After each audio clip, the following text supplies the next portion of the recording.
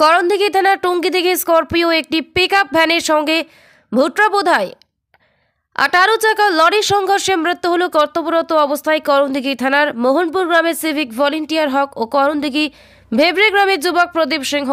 আহত 7 জন Raiganj super speciality হাসপাতালে চিকিৎসাধীন। বুধবার রাতে মর্মান্তিক ঘটনাটি ঘটেছে করণদিঘি থানার টঙ্গীদিঘি বাসস্ট্যান্ড এলাকায় 34 নম্বর জাতীয় সড়কের উপরে। মর্মান্তিক পথ দুর্ঘটনায় শোকের ছায়া দুই পরিবারের মধ্যে।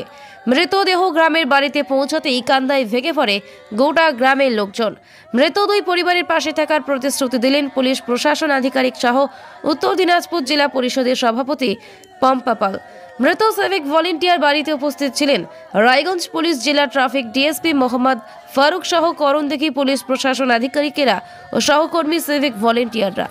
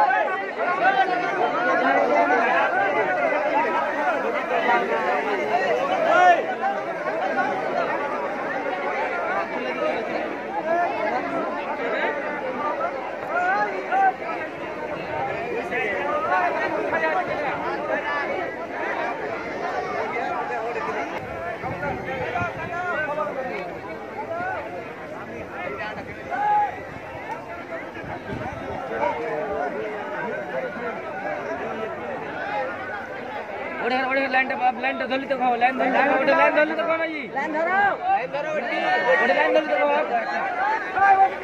লাইন ধরো সবাই লাইন ধরো, হট হট করো, হট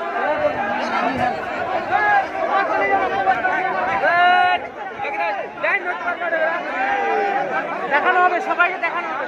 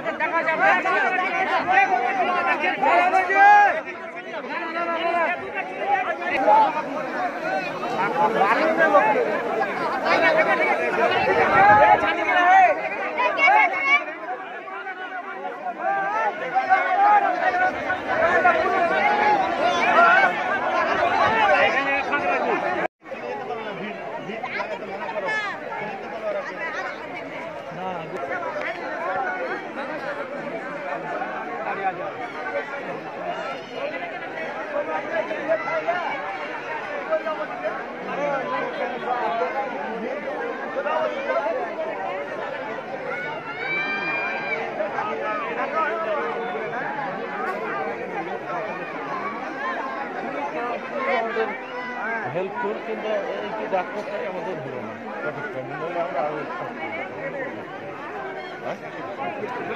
দাঁড়িয়ে থাকে না, তোমরা দাঁড়িয়ে থাকে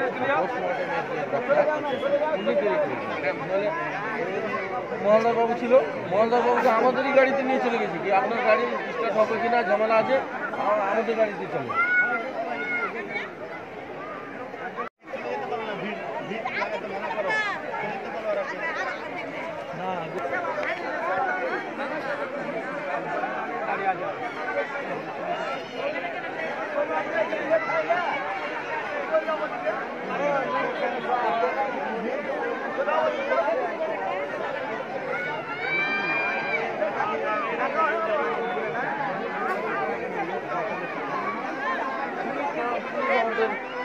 হেল্পফুল, কিন্তু এই ডাক্তারটাই আমাদের হলো না যথেষ্ট, নইলে আমরা আরো দাঁড়িয়ে থাকে না, তোমরা দাঁড়িয়ে থাকে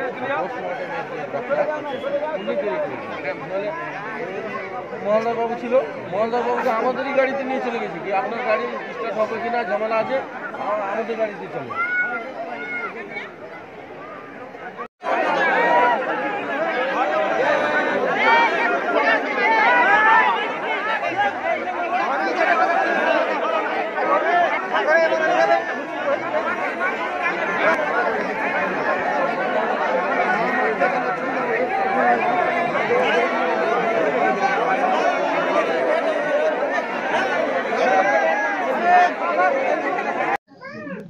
আমার স্বামীর চাকরি ছাড়া অন্য কোনো কিছুই ছিল না, জায়গা জমি কিছুই নেই। আমার স্বামী শুধু চাকরি করে আমাদের সংসার চালাতো। আমার স্বামী যখন ডিউটি করতে গিয়ে, জনগণের সেবা করতে গিয়ে নিজের জীবন দিয়ে ডিউটি করলো, তখন সরকারের কাছে আমার একটাই দাবি, আমার নাবালক দুইটা সন্তান আছে, আমার বয়স্ক শ্বশুর ও শাশুড়ি মা, আর আমাদের সরকার আমাদের জন্য কি করে দিবে সেটাই দাবি সরকারের কাছে। আমার নাবালক শিশুর পড়াশোনার জন্য, কিংবা আমাকে কোনো ডিউটি ছাড়া অন্য কোনো পোস্টে কোনো ভালো কাজ দেওয়ার জন্য, কারণ ডিউটি করতে। আপনারা সকলেই জানেন যে গতকালকে 8:30 নাগাদ যে মর্মান্তিক ঘটনা ঘটে গিয়েছে টুঙ্গিদিঘি স্ট্যান্ডে চৌরাস্তার মোড়ে, সেই মর্মান্তিক ঘটনায় আমরা প্রত্যেকেই মর্মাহত এবং শোকাহত। আজকে সেই পরিবারগুলোর সাথে আমি দেখা করলাম এবং আলতাপুর 2 মোহনপুরে যে সিভিক ভলেন্টিয়ার যিনি অন ডিউটিতে ছিলেন, সেই লরির ধাক্কায় তার মৃত্যু হয়েছে, সেই পরিবারের সাথে আমি দেখা করেছি এবং তাদের যতটুকু সহযোগিতা করার, আপনারা দেখেছেন যে এই এলাকার যিনি বিধায়ক গৌতম পাল, তিনি প্রথম থেকে লাস্ট অবধি উনি ছিলেন হসপিটালে, তাদেরকে নিয়ে যাওয়া থেকে শুরু করে, এবং আজকে বডিগুলো পোস্টমর্টম করার পরে বাড়িতে ফিরিয়ে দেওয়ার ব্যবস্থা এবং আর্থিক সহযোগিতা থেকে শুরু করে যত রকমের সহযোগিতা আমরা পাশে আছি এবং আমি চাই যে যিনি সিভিক ভলেন্টিয়ার তার মিসেস যাতে তার চাকরিটা যাতে পান। অন্য পরিবারের আরো অনেক সদস্য রয়েছে সেই সিভিক ভলেন্টিয়ারের বাড়িতে, কিন্তু আমি চাই যে তার মিসেস যেহেতু গ্র্যাজুয়েট কমপ্লিট রয়েছে তার মিসেসই যাতে চাকরিটা পান। আর আমি এবারে আরেকজন লাহুতরা আলতাপুর ওয়ানে আরেকজন যিনি সিভিক ভলেন্টিয়ারের রিলেটিভ, সেই সিভিক ভলেন্টিয়ারও সেখানে ডিউটি করছিলেন এবং তার রিলেটিভ সেখানে দেখা করতে গিয়েছিলেন। তার সম্ভবত ভগ্নিপতি হয়, তিনি সেখানে দেখা করতে গিয়েছিলেন, কিছু খাবার নিয়ে গিয়েছিলেন, সেখানেই সেই সময় ঘটনাটি ঘটে। আমি এই পরিবারের সাথেও দেখা করলাম এবং সত্যি খুব মর্মান্তিক ঘটনা, দুঃখজনক ঘটনা। আমরা সকলেই মর্মাহত এবং তার মিসেসকে যত রকমের সহযোগিতা আমরা করেছি, এখানে ব্লক প্রেসিডেন্ট থেকে শুরু করে আমাদের ভাইস প্রেসিডেন্ট, পঞ্চায়েত সমিতির সভাপতি, আমরা প্রত্যেকে, জেলা পরিষদ, আমরা প্রত্যেকেই সাথে আছি প্রথম থেকে লাস্ট অবধি। এবং তাদের আশ্বস্ত করা হলো যে আমাদের পঞ্চায়েতে যে আমাদের গ্রুপ ডি বা ক্যাজুয়ালি কোনো একটা চাকরির আমরা ব্যবস্থা করব এবং পরিবারের সাথে আমরা আছি।